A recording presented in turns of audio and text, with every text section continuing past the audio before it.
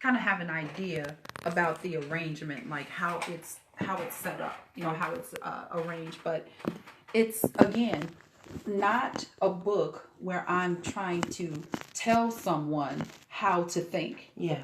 how to live, what to do. It's just a different way of looking at things. Okay. That is, I believe, more empowering than the way that sometimes we traditionally choose to look at situations that happen to all of us. Yeah. And what do you think it takes for a person to develop that type of courage to ask for help? Because many times, whether you got a child that's dealing with depression or a teenager dealing with depression, then suicide, what you know, sometimes it's when the incident happens, then you realize as a parent something is wrong, or Right. what happened. And sometimes people don't understand when your child is going through depression, or and it goes to suicide, that many times that's when you in my case, that's when you get the help. Okay. And Yes. that's when you get the counseling, or that's when the services begin to come in to, to help the child, as well as you as the parent, Yes. begin to meet those needs and identify triggering points. Yes. And the thing, as a parent, you do have to walk on those eggshells. You can't be provoking. And so, but many times when that child or that adult doesn't ask for help, how does this book help them or give them the courage to identify, oh my gosh, I need to start asking for help? Okay. So I will. Let me start by saying this. Oftentimes, especially children, they're not going to ask for help. They're not going to ask for it. That's why when you are talking about minors, our children, adults as well, but especially children, we have to be on it. We have to know our children, and we have to watch them and really come to be cognizant of their patterns, of their personality, those types of things, so that when something does shift or change, that we are aware. Now, teenagers, anybody who's got a child who's above sixth grade knows that who they begin to change anyway. Certain things, they're Yes. hormonal, and Yes. they begin to experience certain things, and they don't know if they want to be an adult, they want to be treated like a child. So those are things that are just characteristics of adolescence. However, there are some things that we know are just different. If your child is normally outgoing and happy and jovial, jokes around a lot, really, and suddenly that child is withdrawn, introverted, and just kind of off to him or herself, that's a change. Yeah. So maybe we want to begin to inquire, are you okay? Did something happen? I know with my own child, I noticed a change with my child, and I had to ask her, is something going on? Yeah. I'm noticing that you're a little bit different. Something going on. We have to be in it. Yeah. And one thing that I will say is this, and this is so important. I hope that the parents who are listening are really, really, really hearing me when I say this. You must make certain that you have a connection and a relationship with your child, where that child feels comfortable sharing with you. Yes. That child, especially when you're talking about suicide, depression, and I gotta bring it up, sexual abuse. Oh, yeah. Because that happens so often, and that will send anybody over the edge, especially a child. Okay. And from my experience working with kids, from being a teacher, working with children in different capacities, and just being like an auntie and a mama, that, besides bullying, so bullying, Yeah. okay, number 2, this is just from my experience, I don't know what the stats say, but sexual abuse, being mishandled in that way is the number one issue that causes that trauma and that stress in kids. Because especially if it's a family member, how do you even bring that up? Yeah. How do you say Uncle so and so did this, or cousin so and so did that, or the nice man next door, or the neighbor, whoever?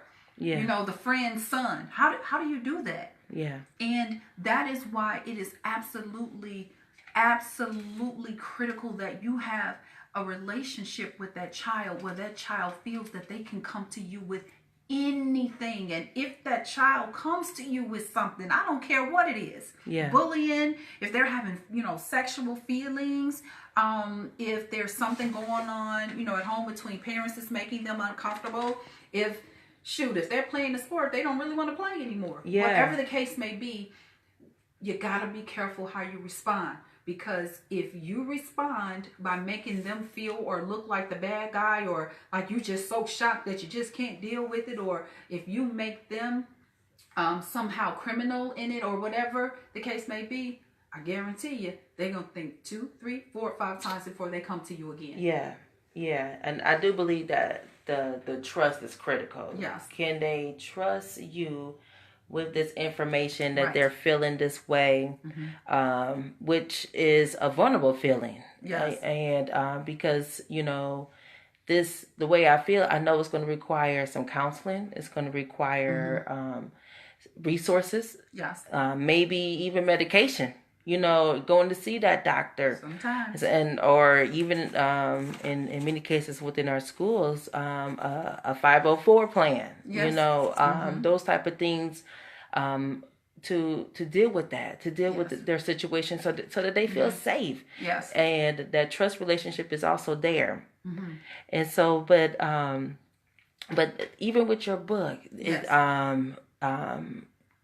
what ages is this up to for teenagers or? Absolutely. See okay. Here are some of just to make this concrete. Here are some of the headings that are in the book. Day 1, what if you forgive them? Day 5, what if it's good to be out there? Thank you, my little Manesha, for giving me that one of my former students. Some amazing students. Day 19, what if you focused on you? Day 21, what if you made them listen? Day 8, what if you switched your vantage point? These are all things that even I don't know necessarily, somebody in 3rd or 4th grade, but high school, definitely high school and up, absolutely. Because the younger that they learn, the better. Yeah. The sooner they begin to have that control and that handle over their minds. We got to teach these babies how to control their mind. I teach them that in 5th grade. Yeah. When somebody says something to you, oh, Miss Butler, so-and-so said I was ugly, or so-and-so said I was stupid, and he said my mama was a whatever. And I said, well, are you? No. I said, so why are you giving that energy? Why are we even talking about it? If you know it's not true, you're done with it right there. Yeah. You're finished. Because you don't even give that energy. And that's what I'm trying to teach them. Yeah. How to not let the outside sources come in and mess your mind up. Yes. With that stuff. You got to have a strong... I tell my daughter all the time, you will not make it in this pathological world if you cannot control the thoughts that are in your mind. Yes. Ooh. So that's what this book is all. And I'm going to read an example of it too, just whenever you would like for me to. Yeah, please. Would you like me to do it now? Yeah, please. Okay. Please. So I chose this one. This is actually one of my favorite ones. And it's called What If You Got a New Bed? What if you got a new bed? And so I would like to say that the impetus for this was so many people. I don't know why people come and just talk to me about stuff. I don't know. I think it's because they know that I'm just like, whatever. Like, you do you, boo. I'm not here to judge anybody. That's between you and whatever God you serve. You can come and talk to me. We good. Yeah, I come and talk to you. Yes, you. And I do appreciate that. I do. I love talking to you, sister. Girl, when you've been through so much stuff, you know, you hear stuff. It's like, yeah, man, I think I walked down this street. Can't judge. Right. So, you know, a lot of times people say, well, you made that bed. Now you got to lie in it. You just made that bed. Now you got to lie in it. See, that's not my thought. Yeah. My thought is, yeah, I made that bed and I might have to lay in it for a little while, like they say down south, maybe a day, you know, week, month, year, whatever. Yeah. But no, I don't Yes. have to continue to lie in that bed just because I made it. Because if the joker don't fit, if the mattress is lumpy, if it's too short and I've grown taller, if it makes my back hurt, if I need a better mattress, you know, if I'm tired of this headboard, if I need to change the mattress pad, no, I don't, because I have control. Yeah, yeah. I don't have to continue Yeah. to do something that doesn't work for me. Yeah. Because you say I have to do something Yeah. that doesn't work for me. Yeah. And that's why we have to learn how to take control Yes. over our lives and stop giving so much control over our destinies and our purpose and our assignments to other people, because folks are always going to want to keep you where they want you to be, because that's what serves them. Yes. So that's where this came from. So it goes as follows. What if you got a new bed? What if there is more to it than just making your bed and lying in it? What if you don't have to lie in that bed if it no longer suits you or meets your needs? What if there was another option to throw out the old bed and begin totally anew? What if you are brave enough to throw the whole bed out and start over? What if you begin completely from scratch? What if you buy a brand new mattress, box spring, mattress pad, sheets, blankets, and pillows? What if the quality of the new bed materials exceeds that of the original? Simply because you have more resources to work with this time around and better taste. Yeah. What if the reason that you chose the original bed in the first place was because it was the only choice you had at the time? What if now your choices are limitless and you have your choice of bedding, mattress type, headboard wood, and all other aspects of your new bed? What if it's okay to have strong attachments to your original bed due to familiarity, but attachments, and hear me now, but attachments don't necessarily equal best practice? What if that which you were attached to, entrenched in, and loyal to was meant for a reason and a season, but you are trying to force it to be for a lifetime? Lord Jesus. What if that original bed is there to just serve as a soft place to lie at that given point in time, but your current placement dictates that a soft place no longer reflects your level of training? What if the intensity of your calling requires you to level up? What if you now need... I'm sorry, y'all. This part cracks me up, and I wrote this. Yeah. What if you now need to step away from Walmart pillows and solder furniture and upgrade to Italian overseas imports? Oh, Sookie. What if attempting to mix elegant, top-of-the-line Parisian headboards and footboards made of the finest woods with the Target brand bed in the bag doesn't quite mesh? What if holding on to that old bed, relationship, job, school, or way of thinking out of some sense of duty or obligation prevents you from embracing the very thing that gets you unstuck and catapults you to your next plateau? Yes. What if the Creator recognizes the courage, the faith, and boldness that it takes to purchase a whole new bed and rewards you the answers that you seek? Yes. What if you find that the new bed is more comfortable, sturdier, and more luxurious than your original bed ever was, and that you sleep so much better in it? What if detaching from the old, giving place and space to the new, ultimately provides you with the best rest of your life? So that is an example of the type of text that you will see in this book. Notice, I didn't answer any of those questions. Right. I didn't.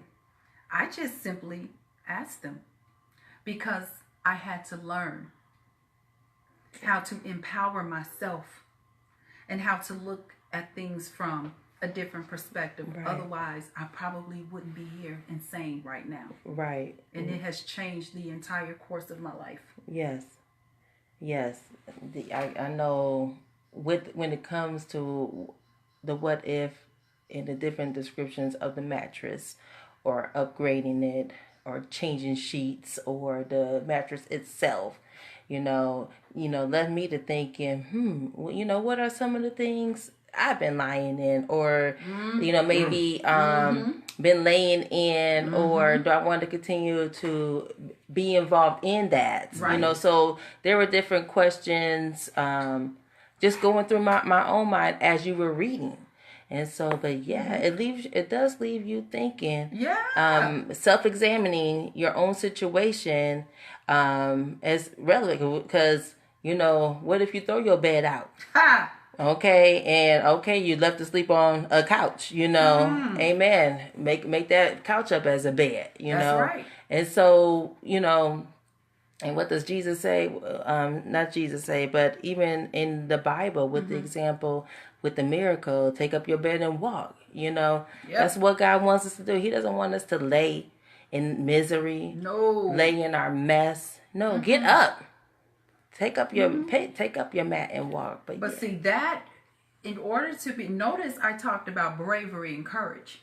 See, you gotta have bravery to do that. That's change. That is change. And to take control of your life, in your situations, in your circumstances, to do that and say, oh wait, I have some input here. Yeah.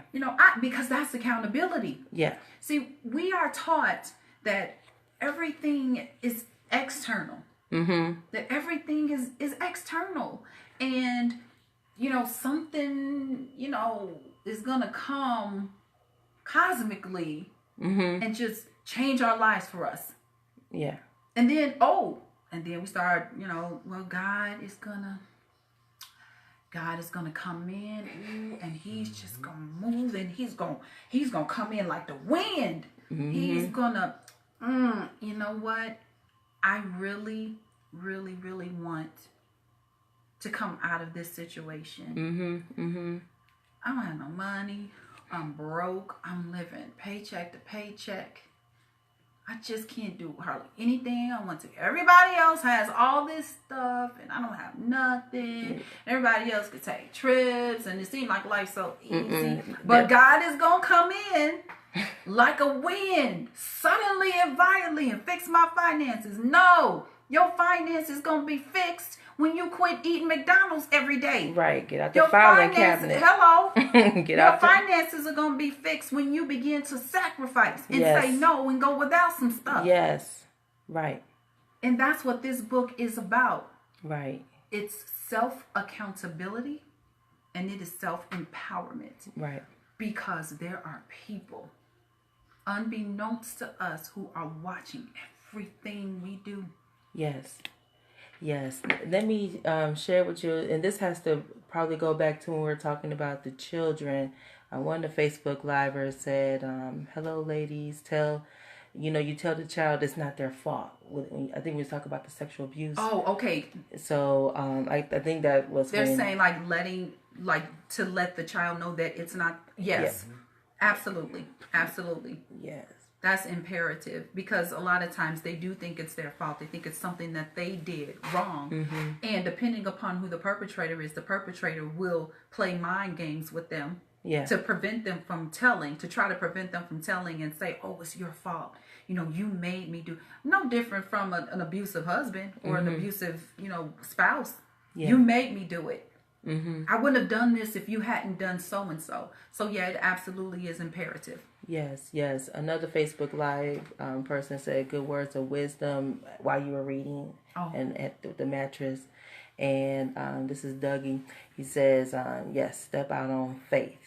So yes, absolutely. Got to give God a platform. Oh, yeah. Faith, if you don't step out and activate it. See, that's what people get confused about. as far as faith is concerned. Faith is an action word. Come on, man. Yeah. Faith is action. Yeah. You can believe it all you want to. You just say, I believe, I believe, I believe, I believe, I believe, I believe. You know, what was it? Shrek. I believe, I believe, I believe. The donkey was singing that. Yeah, Eddie you can Murphy say it part. all day long. Yeah, right. But the thing about faith that people don't understand is God works when you move. Yes. So you got to step out on the water, Peter. Yes. Oh, yes. my yes. goodness. Y'all better. You got to be actively Peter involved got to step in out on the your water. assignment. You got to step out. Yes. Else how can he show up and show out? Right. How? Doer. You got to be a doer. You got to do it. That's the activation button. Yeah. Platform. Yes. And so, Sister Lisa, what advice do you have for our Soar Radio listeners? Maybe somebody that's aspiring, they're an aspiring author themselves. What advice do you have for them? Well, first of all, like Nike, just do it. Just do it. Yes. Get out of your own head. Because that's what we do. We have these gifts. I want to be a singer. I want to be a writer. I want to be an actress. I want to start a business. I want to start a foundation. Just do it. Just do it. Just do it. See, we spend years, Lisa Butler, inside of our own heads. Yeah. Having conversations. Conversation. You know, it's like with the two little imps on our shoulders. Well, more imps are evil, but you know, the two little people on our shoulders. Yes. You can do it, but you can do it. Nah. You know why? Because all we're hearing is all the voices that ain't even real. That are not even real. Yeah. Saying you're not good enough. No, you can't. Nobody's gonna read that book. Nobody's gonna want to hear your song. Nobody's gonna come, and put clients in your foundation. Nobody's gonna sign up for your business. All that stuff ain't even real. Ain't nobody said nothing. Right. Because how can they say something when you never even put it out there and gave the people an opportunity? Right. So you have to just do it. Yes. As far as writing, just write every day. Yes. If you want to write a fiction book, for instance, write something every day. If whatever you do every day, man, becomes a habit. Yes, it does. And you're going to look up like me and have like 17 spirals of stuff. So just write every single day. Yes. And get it on paper. Yes. But again, makes no difference if you don't put it out there. Yes. Once you do your writing, you have to put it out there. Get educated. Go to seminars. Go to workshops on how to publish, how to self-publish. Right. So that's my advice. What advice do you also have for maybe a Soar Radio listener or viewer and that might be going through, experiencing some challenges? What advice do you have for them? Well, depends upon, of course, what you're going through. The first thing I would like to say is please know that whatever it is, you are not alone. See, that's what the enemy does in our mind. That's the trick, people, to make you think you're the only one. Because if you think that you're the only one going through it, then you are so much less likely to go and seek help or to talk to somebody else. If you think that you're just some type of weirdo, right? Everybody else's marriage is perfect. I know I'm the only one who's having problem. No, indeed. Tell the devil quit whispering lies. Sweet nothings in your ears. No. We have a 65% divorce rate. I think it's up to 70. So no, you're not the only one who's having problems. Right. You're not the only one having problems with your kids. Right. Hello, Jesus. Hello. You are not the only one who's having financial problems.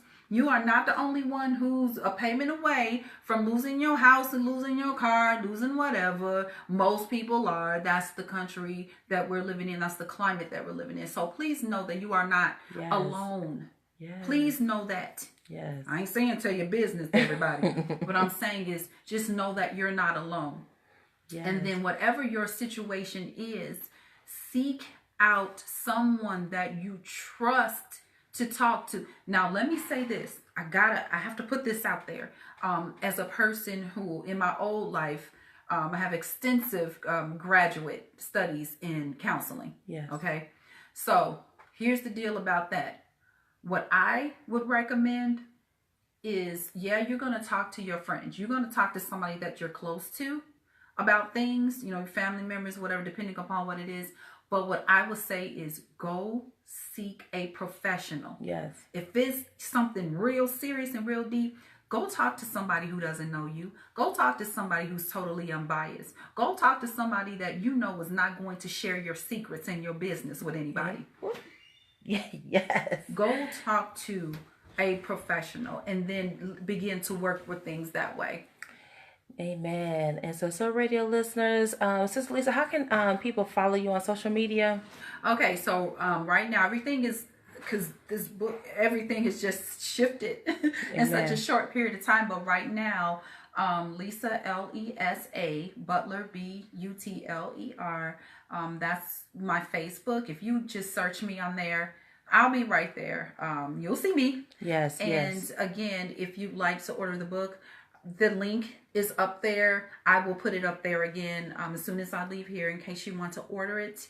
And you can also inbox me, and then I can send the link directly to your inbox as well. Yes, and they can Google your name, and the book should come up. Oh, absolutely. See, that's why I need you, Dr. Brady. Because sometimes I'm just so... Yes. You can Google Lesa Butler, and the author in the book, What If, should come up. Yes. So radio listeners, I pray that you were blessed on today. I certainly was. And Sister Lisa, may God enlarge your territory with this book. May people's lives be transformed as they self-examine themselves and they throw out unneeded files and become free. Throw them out, please. Yes, set the out. captives free. Burn it up. Yes. And real quick, Dr. Brandy, if I just want to do a couple of shout outs, you know how folks got to do. I definitely want to shout out again, Miss Crystal Tillman. I want to shout out my sorors, Alpha Kappa Alpha Sorority Incorporated, my ships, SS Resurrection. I love y'all. Thank you so much for your support. My family, my brothers, my babies. Rissy, I love you. Maya Damaris. My guy here, Milton, always got my front, back, sideways. You see, he came down. Yes. And I would like to shout out Bayer Elementary School. Hey, Bayer. I work. Yes. So, okay, I'm done with all my little shout outs. Thank you, ma'am. All right. So radio listeners, see you next week on the Jeremiah 2911 Cafe, 4 o'clock. Yes.